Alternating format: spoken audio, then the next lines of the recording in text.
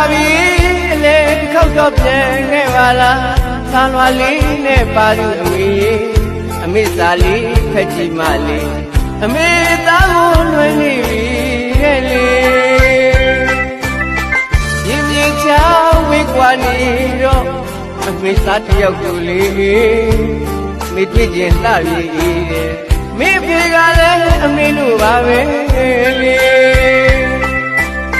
ဒီနှစ်တော့ပြန်ခဲ့ပါလားမဖြစ်မနေစုနေတာပြန်လာမဲနေကိုရွာလန်းလေးကစီလို့ကျွနေမေ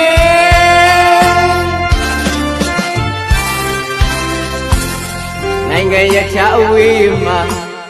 မိတယောက်ပြောလို့နေပလားအမေရင်မကြည့်ကြော်တယ်လေ